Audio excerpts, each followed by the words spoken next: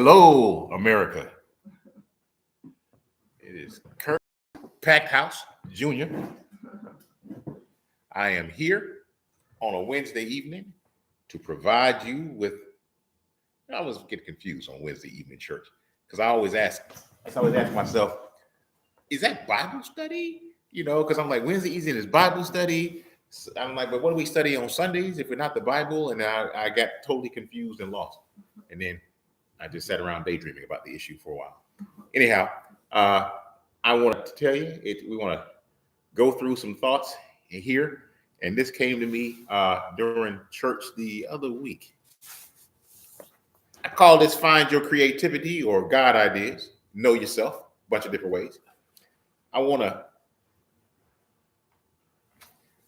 talk about, well, let me put it this way. This is kind of how it started. When I studied for the bar exam, and I found out that my niece, my nephew's wife, got just passed the bar, and I told her some of my bar taking techniques because I had some techniques for passing the bar exam that I had taught people because I passed it, and everybody who had failed the bar, I never failed it, but I had people I taught how to pass the bar. I gave them these test taking techniques and studying techniques that worked. Everybody, save one person that followed my technique, studied the bar. And what it really involved was you had to get to know yourself and how you think. And that's what led me to this. I guess I want to call it God Ideas. That's the topic, the title, God Ideas. And when and where does God speak to you? But let's think about it this way. Let's start from this perspective. The first, I think, key thing to do is to know how you think. And the reason that I say it's important to know how you think is that most of us, we just go through life.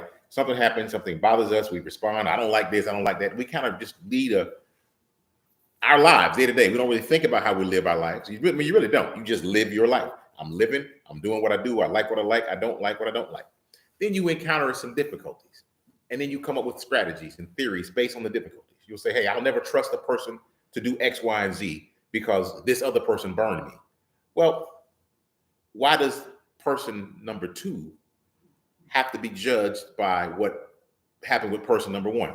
Two different people, two different standards. Like, yeah, but I know this. I've seen this before. No, you saw person number one before, but you created a theory around that negative experience that has no bearing on it, on what life is. And so that's people they go from relationship to relationship and they struggle because each new relationship has to pay for the past relationships. And it's like, well, hold on. Why don't we just pause for a minute and get to know yourself? And I got more preamble before I get to the point. I listened to Neil deGrasse Tyson. I like listening to Neil deGrasse Tyson, and he was talking about how people come up with themes, and they'll be like, "Hey, they're in Las Vegas, and they're playing the slot machine. They're pulling the slot machine, and they're like, or they're playing roulette." Is what he said. And they throw, put the money down, and I guess roulette's with the little ball spins around on the table, and then it goes in and do a thing, red, black, odd, even, all that kind of stuff. And he goes, so people will start betting black, and they'll be like, "Why? Well, black's hot." And he's like, how did black become hot? It didn't become hot.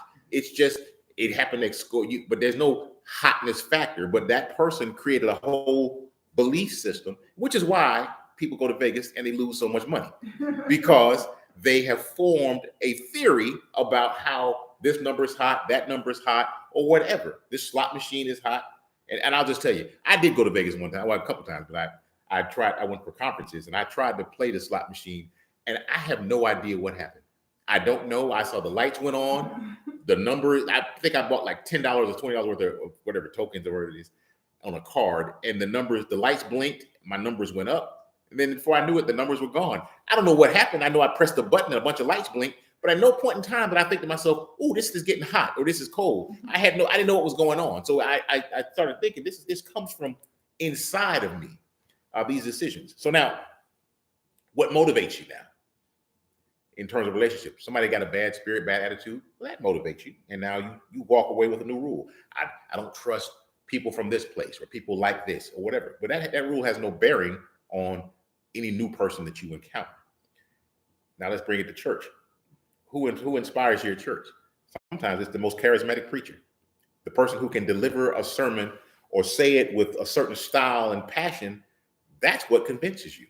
Most of your influencers out there in social media or wherever, they're the people who are the most passionate about what, and when I say most passionate, I don't mean you have no idea whether they really are passionate at all. I'm a lawyer. I'm a trial lawyer. I am trained to try cases. And I am telling you, I've seen lawyers put on the best performance, thunderous voices up, fist pounding. And then when the jury goes out, they're like, all right, what's up, man? How you doing? I mean, I used to say when I was in Brooklyn, the DA's office, you know, if we were taking a plea on a case and the judge was going to undercut what my offer was as a prosecutor, you know, my office would say, well, the judge is going to undercut you. I go, yeah, he's going to undercut me. And they go, well, we want you to object. I was like, okay.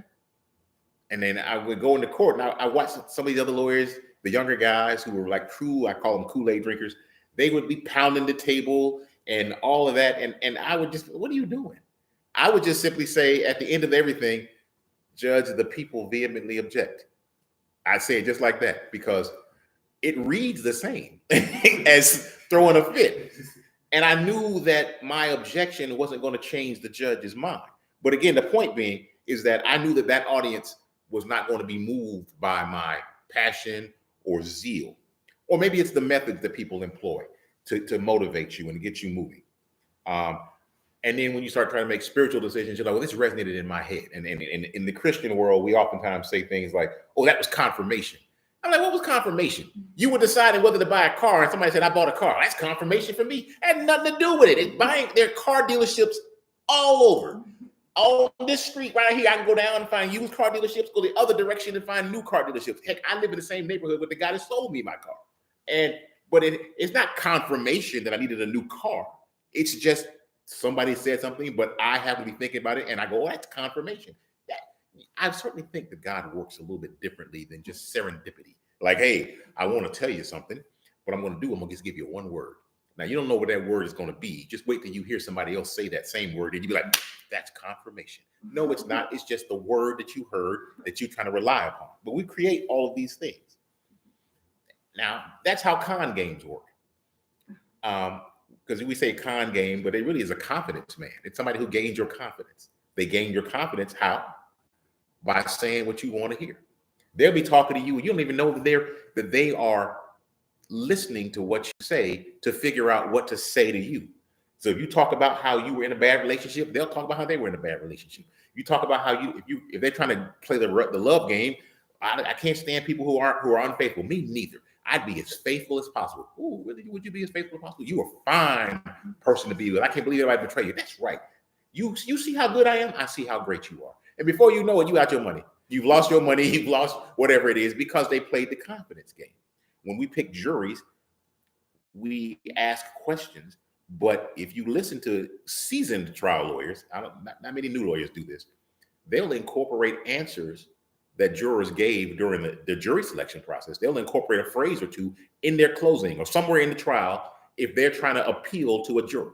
If a juror says, I can't stand people who condemn the police, they'll get up, the prosecutor would argue, and these defense lawyers want to just get up here and condemn the police, knowing that that's going to resonate with that juror who, if they're a Christian, but that's confirmation that, and that's not at all how it works at all. But that's how we get there. So you do it with your methods, your passion, and your life. Now, my dad mentions the seven sons of Sceva, and Ulysses mentioned it Saturday when he preached. Well, they tried to run the confidence game on the devil, and I think a good lesson in this, and this is kind of interesting if you really think about it, is that I'm sure all the Christian folk or the believers are like, they are casting the devil out. They had the right words in the name of Jesus, who they serve, or whatever and they did I'm sure they put on a show. I'm positive of it. But the demons, the devil's not like, man, we know these, we know the real folk, and y'all are just playing. They had a little more discernment because they actually knew the facts. They knew the truth.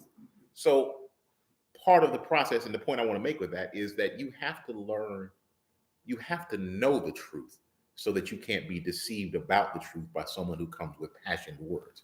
You have to approach things with a critical eye. Now, and I'll tell you what I mean by that. But I want to talk about how God ideas come to you as well. Like, when does God speak to you? You ever just think about it? I look in the Bible, I was trying to figure out, when did God speak to people? When did he speak to Saul who is that we now know as the Apostle Paul. He spoke to Paul when Paul was on the road to Damascus. Paul was going to work. His job was to persecute Christians. So Paul was fully in job mode, fully in mind mode. He wasn't even focused on God. And God spoke to him then. What does that tell you? It tells you God can speak it in time. And it doesn't have to fit that confirmation or whatever it is. Because I was thinking car and you said car. God can speak to you at any time. Spoke to Paul. It was a pretty significant speech. I mean, changed the man's name, rendered him blind. In addition, we have Abraham. When did he speak to Abraham? Abraham was an old man in his tent looking to chill in Mamre. I think that's how you say M-A-M-R-E. Mamre. I don't know how you say it. I've always wondered. That's one of those biblical cities whose names I'm not quite sure how to pronounce. But I'm going to go with Mamre. But he was old, sitting in his tent in the heat of the day. Abraham was an old man chilling, and his name was Abram at the time. I'm chilling with my old wife. It's hot, and the next thing you know, in comes some visitors, and he's being told that he's going to be the father of many nations. It's like, wait, what happened? My mind wasn't on that.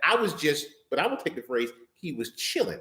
I think he had some of his mind unoccupied with weightier things, if you will, because, when you get older, and I'm getting older, what do we think about when we sit around? Who's on our grass? That's what we think about. I mean, get off my yard. That's what we think about. What was Moses doing when he got spoken to? Saw the burning bush. Moses was tending sheep. He was working. He was out doing something, tending sheep. My point to you is that some people say, well, I got to go fast and I got to pray and I got to get the mind of the Lord. And I would hear people say that, and I'm not discrediting that at all. All I'm saying is a lot of the major things in the Bible that I heard about, they weren't fasting and praying and getting the mind of the Lord. Old man in a tent, dude going to work to kill some people. Another dude is just like out there tending some sheep, maybe looking to get married to one of these daughters or something like that. And he's like, yeah, man, I saw a burning bush. Look at there. My point to you is that God speaks to you in the most opportune for him times and not opportune for you. So, but you got to know yourself though. And when I tell you what I say, know yourself.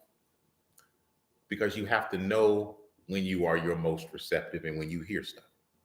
Meaning, when I studied for the bar, they would tell us that we take these multiple choice questions. They would say, do 50 questions at a time. And I was like, why would I do 50 questions at a time? Because when I finish question number 50 and go back to grade it, I'm not going to remember what I was thinking on question number 1 or question number 13. I'm not going to recall where my head was. And I'll just be reading what the new answer is. So what I did was I began to do questions in batches of 10. And then I would go and review. I would go, I would even write a little note with a little phrase, a word, or circle, something that let me know what triggered my thought to think that was the correct answer. And what happened is I got to know myself. And it was amazing. It was shocking. It's very shocking to get to know yourself when you think you know yourself. Because you are you. I am me. Who knows me better than me? Try to learn how you think, how you react, how you function, what triggers you. And then you'll begin to see some very interesting patterns about your life. And for me, when I studied for the bar, I learned that there was a certain subject matter I was not getting. I just really wasn't. I was like, man, I keep messing up every time. And I see it and I say, I won't do it again, but I go right back in and I do it again. But that happens to us in life. You find yourself in a bad relationship or a bad experience or making bad decisions. And it's like, well, you're going to blame the world, but it's like, well, let's look at you because you were driving this machine. Know yourself.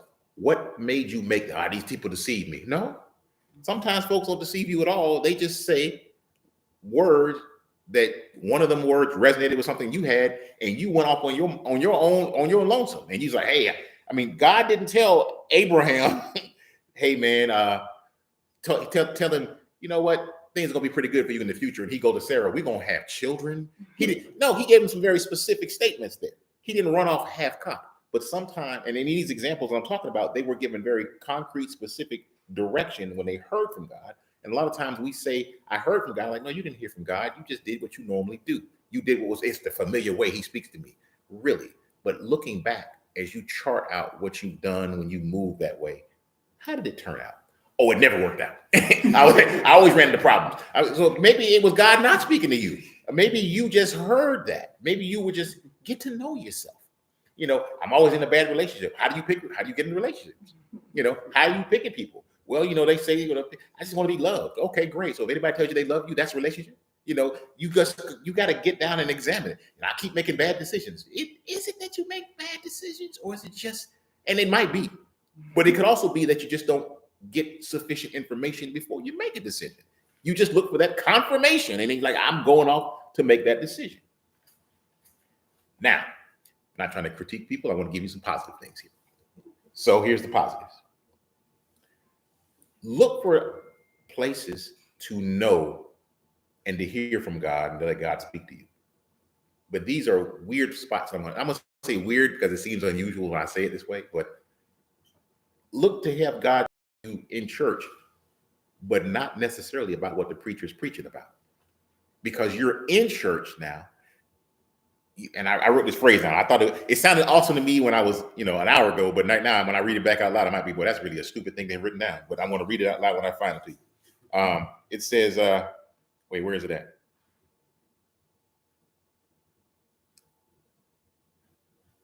Here it is. Sometimes the word is the service, and other times the word for you is at the service. That's my phrase. Meaning sometimes you go and the pastor is, or the preacher is preaching, or the archbishop, as we say here, is preaching. And what they're saying is the word that you need to hear to have some real application in your life. And other times it's the fact that you are there and you are in a receptive spirit. For instance, I'm in church. When they start singing certain songs, I don't know why, but my creativity gets opened up. I get amazing ideas. I mean, I'm always on my phone at church. Why? What you doing on your phone? I'm writing down stuff that comes to me because it came to me here. And it was a place where my dad was preaching. He said something that triggered a thought in me that it's like, hey, I want to follow up on this in the future. And when I follow up on it, it actually, it's not just, I am a ridiculously curious person. And my family oftentimes jokes with me about how I'm always, if you say something to me that I don't know, I will look it up. It's to the point my wife says, don't go to your phone. I will literally, in a heartbeat, she'll say, hey, I don't know, how old was Tinkerbell? I don't know. Okay, Google. How old was Tinkerbell? And I'm doing that all the time. Now, I've also found out that Google's actually telling me how old Tinkerbell was, by the way. But I do that. That might be neurodivergent of me or whatever, but I will simply say this, that I find that I get inspiration in church when they're singing, when there's praying, when there's preaching, and the pastor says something, and suddenly it's like, I'll just get up. I wrote 3 pages of notes the other day. Why?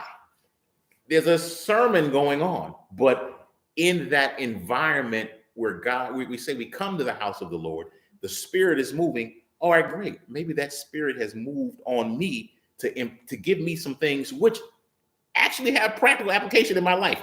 Or, hey, I have an idea about a case, or an idea about something I want to talk about, I can't tell you the number of ideas. And I don't like talking to in church. So I tell people, the loud ameners, I'm like, I get it, but I don't think it's necessary for you to say amen so loud because you broke my concentration. But go ahead. I don't know why you're saying it so loud. I figure the amen is for you, or is it for God? Because he hears everything. He knows that you could have had amen in your heart. He would have hurt you. But, that's all the things that go through my head. Is it for the pastor, to give him but if you don't say amen consistently, he's going to begin to feel some kind of way. So your amen initially is affirming, but then it'd be like, they didn't say amen for a long time afterwards, and they'll begin to doubt themselves. You'd be amazed what goes on in your mind when you're up here talking. Like when I'm doing a trial, I sit there and I'm like, man, if I get a juror, I'm like, oh man, I lost them. And that juror literally could just be like, ooh, I shouldn't have eaten that for lunch. But in my mind, oh my God, I'm losing it. But I guess the point that I'm making is that know yourself, first of all, and understand how God speaks to you and when God speaks to you. Understand when you are making this, choices and decisions, and you have a way of making them, and you say, well, this is the way I do things. Yeah, but how's that work out for you? Know yourself. Understand how it's going out, and perhaps you might need to change what you do. You might need to change how you do. You might need to change who you listen to, who you're relying upon. And then when you go to church, I'm here to take notes here with the pastor. Now, some people take notes, and I'm like, if you take notes and you study after the church service is over, I salute you. I do, because I don't. I'm just telling you. What's going to happen if you misquote a scripture? I'm going to show up to you like the next Sunday, like, hey man, I just want to let you know that you said, and that we're not going to have that conversation. I've usually prepared and read up myself and studied myself. I do. I mean, I'm not saying that you shouldn't. You actually should study and check out what the preacher's saying, because if they're going to preach it, you might want to, you probably could have that conversation. Like, hey man, you said the Bible approved this and the Bible does not approve that. So I just want to let you know, I heard you up there lying. I mean, that is necessary, because we do got some charlatans that come into the church. Yeah, not every theologian is a Christian. I don't know if y'all knew that, but people always talk about the great theologians, and I'm like, yeah, but were they Christians or were they theologians? Because I know Greek mythology. Like, look, I love Greek mythology, but you know what? I guess I could be a Greek mythology theologian, and we put the word mythology in there. I could just say I could be. I don't know what they called it then. I'm sure they didn't call it mythology at the time. We have mythology. You know, they had Zeus, Hera, whatever they called their religion when their religion was happening. Who, if you studied it, you were a theologian. We all studied Greek mythology in 8th grade, 9th grade, whatever grade we were in. We were all little junior theologians of Greek mythology. Not a single one of us, I think, really believed in Hera and Zeus and all those other people. So when you start hearing theologians, great theologians spoke, it is he a Christian? Because I've learned about theologians who they really weren't. It's just, hey, this is a good thing to learn. I studied it like you study history. And so they have no spirit. They're like the 7 sons of Sceva, if you will. So you can get your information from somebody who has the word, but doesn't have the substance behind the word, and you get led astray. So you got to be listening for God. Because sometimes you be in church, you're like, man, I'm sorry, brother, my spirit is just not comfortable right now. And that can be a sign to you, because your spirit be like, look, your mind was going there to be engaged, but your spirit was like, man, I'm sorry. This is just not what we need to be hearing right now. I don't know why I have such unease, because your mind was just like, well, I'm doing the thing that I've been conditioned to do, which is to go to church, to listen, to take notes. This is the preacher. He's the authority on God. So what they're going to say, I'm going to hear, and it's right. No. So go back and check and see if they tell you the truth, first of all. But then secondly, be mindful. Know yourself. Know that I'm not doing this because it's instinctive. So you got to be more of an active participant in this God experience. And just in his life experience. I mean, I think that we have, relationship issues, financial issues, job issues, children issues. And sometimes you just got to step back and just say, hold on. What are my tendencies that are consistently manifesting themselves in my life, such that I don't even need to hear from God. I don't got to pray about this. I know what I'm going to do. And that's that's an area where we can get into trouble, especially if you've been like a much more mature Christian. You're brand new. Oh, I gotta pray about it. I get that, but you've been around for a while. Maybe it becomes kind of old hat. Well, I pray and the Lord. He'll just see to it. It all works out. You haven't given any reflection. That was the extent of your prayer. It's like that. Somebody once said on Facebook. They said, when folks ask for prayer, when you get that like, that was my prayer. All right, that is literally it. Yeah. Pray for my mama. Click. There you go. That's it. The Lord better honor that thumbs up, because if he don't, your mama's in trouble. But I don't know why that popped into my head, but it did. But the point I'm making is that I want you to have a more purposeful walk, and I think it can be a much more rewarding walk. Now, why do we do these things? Now, sometimes, not why, but sometimes you do have to fast and pray. I'm not down on fasting and prayer. I mean, Jesus said when they were trying to cast out that demon of the man, he said this type only comes out by fasting and prayer. So I'm like, all right, so fasting and prayer has a place, and that may in fact be your place. It never was for me. When we were at chapel, at the church, we were over in the case, the little brown building, and we went to the tent, then did the other thing. We used to fast on Fridays. We were fasting to get the building. Fast and pray, they would say. And I did not eat lunch for a long time. I was in high school. I was a growing boy. And I did not eat because of fasting and prayer. But really, it was just me not eating and thinking. There was no real fasting and prayer. So if you're not really fasting and prayer, if it doesn't get you anywhere, then why are you doing it? I mean, maybe you need to get your mind right to do it right. But I can tell you, for me, if you tell me to fast, I'm hungry. That's what happens to me. I get hungry. They go, can you achieve a deeper spiritual meaning? I am 57 years old as I sit here now talking to you, and I'm going to tell you on my life, I have never, ever gotten anything, felt any deeper, felt any movement through fasting ever. I don't know. It might just be me. And the rest of y'all could be looking like that man is the Antichrist. Let's look on his head and see if he got the mark of the beast. But I'm just telling you, never once. And I knew that doesn't work for me. I'm not getting in tune with God. I'm getting in tune with I'm hungry. That's what happens. I'm hungry. Why are we doing this? I'll start asking questions. Why does me going without food make me closer to God? Why would he make me want to eat? If he wanted me to fast, he'd take away the desire for me to eat. I mean, I go to some dark places when I'm hungry. And then I go eat. So it never worked for me. Maybe listening to music works for you. And it works for me. I can listen to music and it really does. And I know certain music makes me feel certain ways, but it opens up my mind. I listen to Yo-Yo Ma and he plays Bach's Cello Suite. I listen to that. I put that on and it opens my creative thoughts to the point that I'm able to now I can do whatever I want to do. I mean, I have ideas. I can listen to when I'm preparing for a trial. If I'm preparing to preach. I sometimes just say, let me listen to it. I listen to gospel music. I listen to certain songs, certain sounds, the tone of voice. I don't want a screamer sometimes. I like a mellower sound. I like a different kind of voice.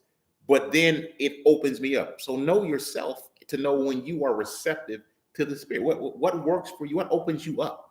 You know, other religions have different phrases, but I'll just simply say, I know what makes Kirby's spirit the most receptive to commune with God. And I know what doesn't. And fasting and prayer does not. I would not have cast that demon out. I would have been like, Jesus, you got to get him. Because if it comes from fasting and prayer, big man is not going to be able to do it. I'm just telling you. Praying in the Spirit. Amazingly enough, that works. And I got to tell you, I tried to figure out why it works. I mean, I was like, maybe it worked because I disengaged my brain. That's just for me. My brain disengages. I'm not, and maybe when I'm in church and I'm hearing music or the pastor's preaching, I've disengaged my brain from one role that's more combative to another role that's just more receptive to listening so that I can receive new ideas to me, which may have nothing to do with the sermon at all. It's the pastor's preaching, but these ideas come to me now and I can then follow up on them and they are beneficial. I mean, life points, things, solutions to problems that have come to me in church that had nothing to do with the sermon. I mean, I ain't got to go to a sermon where you're preaching about pain and suffering, overcoming so that I can overcome, because I may not be in an overcoming situation. When I was younger, I remember that people would go to at church, they would talk about, how hard life was, how they'd come through and it was a struggle. Now, as a young man, I did not understand struggle. Now, as an older man, oh my Lord, I will sing a Negro spiritual for you because I know about struggle now. But when I was young, I'm like, is every church service about struggle? Is it all about hard times? Don't y'all have lives like mine? But of course, I was a teenager whose parents paid I didn't know what a bill was. I didn't know food came. It was in the fridge when I opened the fridge. There's food. Or it was magically in the car. I took out the trunk when my mom came home. That's how food came. But I never had to struggle. I never had to worry about anything until I became an actual man. Then I got married and then I had a family. And then life was happening. And all of a sudden, it was like, Jesus, I understand why that song that y'all sang that didn't mean anything to me. And I think, why y'all keep singing this song? And why are y'all crying? I don't get it. So I was like, Lord, that song is touching my soul.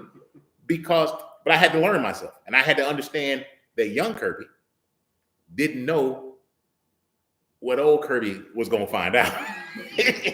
And old Kirby knew the young Kirby was young, so I can look at my son and younger folks and tell them, like older folks told me, when I was young, I didn't appreciate this at all.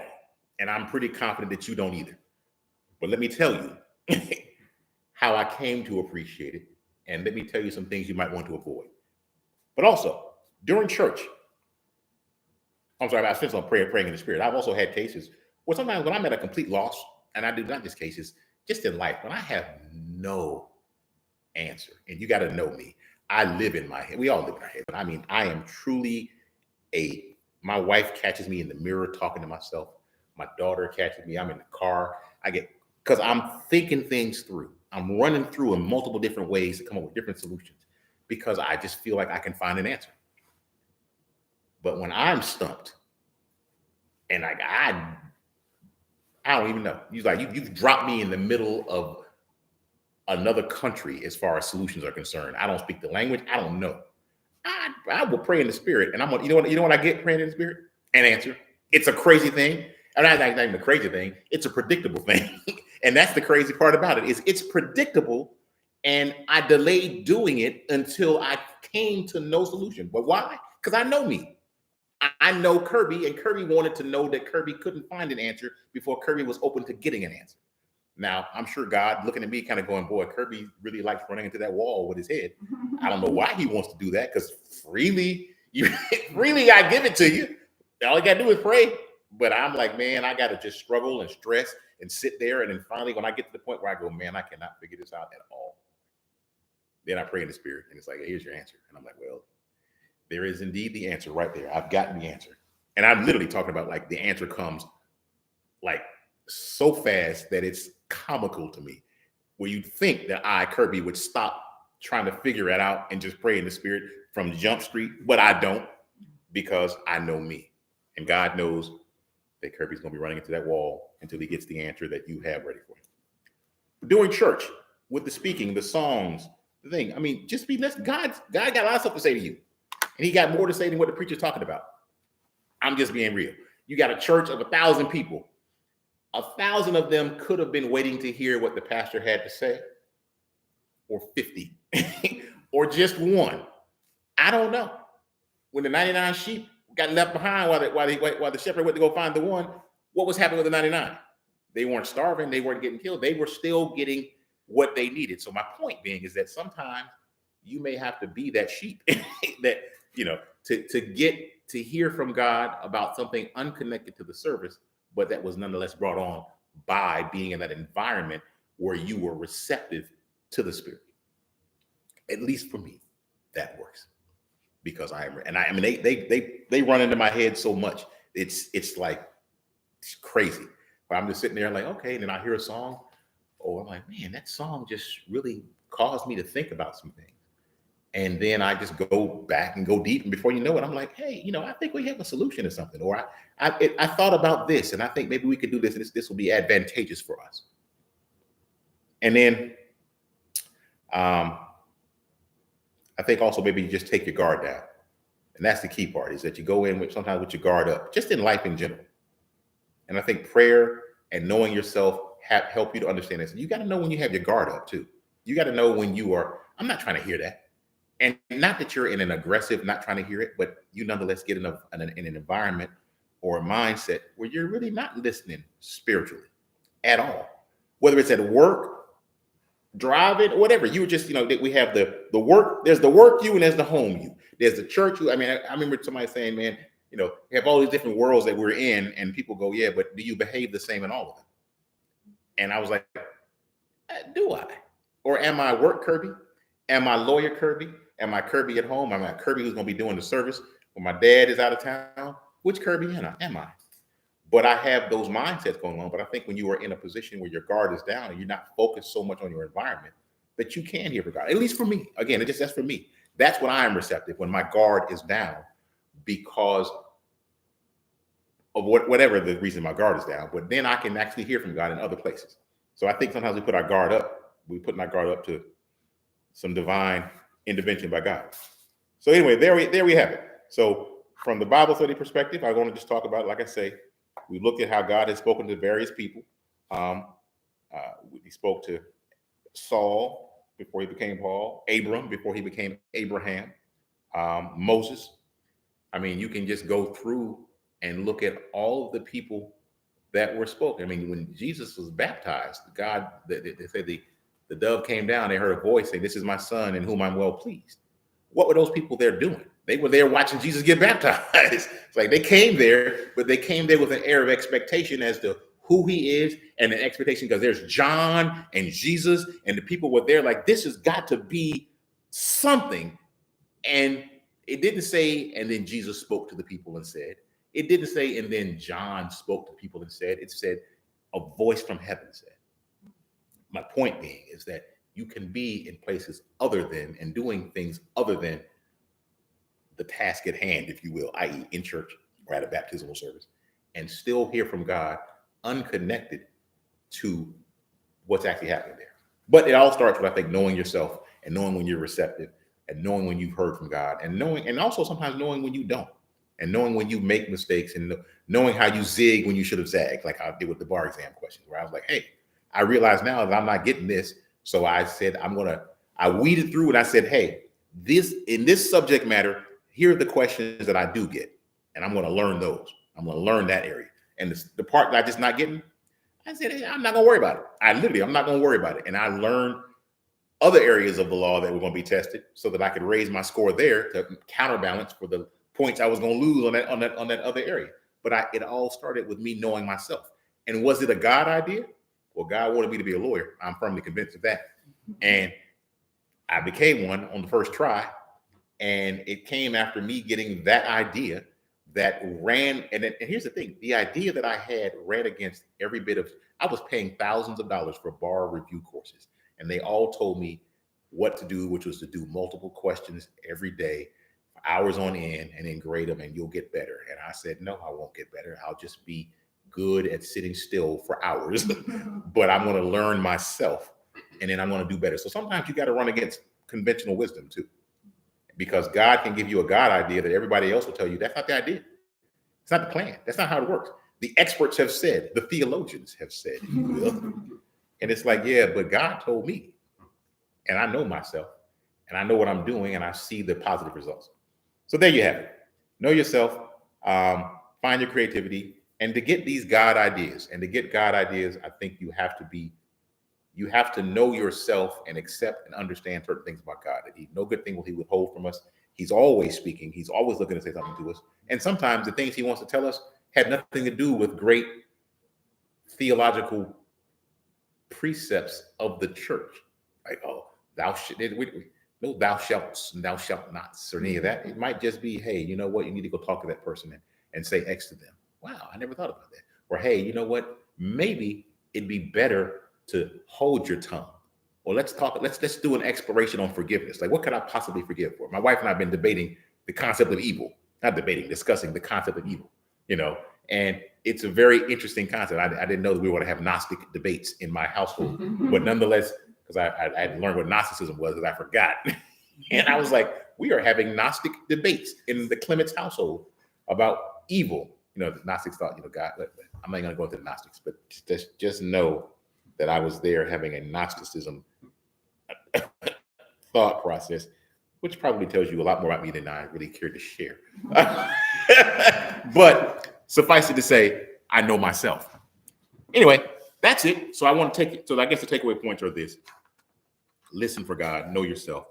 We know a lot about God, but sometimes we presume we know about ourselves because we are ourselves. But if you talk to other people about you who are close to you, who know you, they will start telling you things about yourself. You'll be like, what? I do that?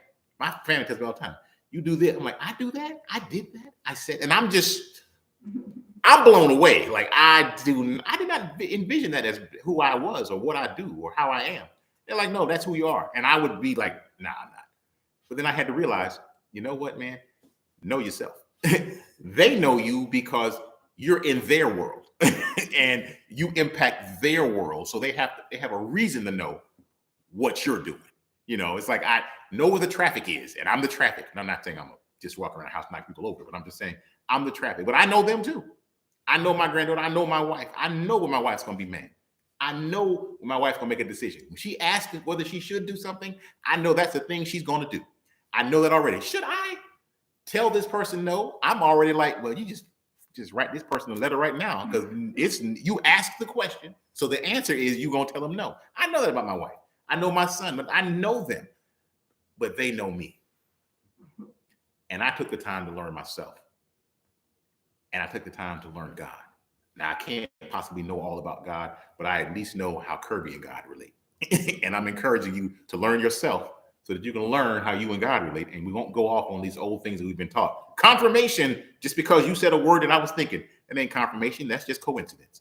And as a matter of fact, if you go near a car dealership, you'll hear the word car. If you're thinking about purchasing a new car, you'll hear the word car several times. If you really just walk around and just listen to how life goes on, you'll be amazed at how many things you hear. You're like, oh, that's true in my life too. But it's not guidance. It's just life. It's not going to really happen crazily elsewhere. So anyway, that's it. That's the advice I want to give you. The word I want to give you. We probably could have had a more detailed Bible study, but I told you I wasn't sure between Sunday's church service and. But I hope that was added some edification to you. I hope it was helpful. And I hope you receive some good news, and maybe it sparks some changes for you, and maybe it sparks some new God ideas. Maybe we'll get some millionaires out of this, or some people who cure disease, or help resolve some great problem facing society now, because you went to church, but the word you got wasn't from the preacher. It was from God, but he spoke to you because you were ready to hear from it. There you go. Have a good day. In stream.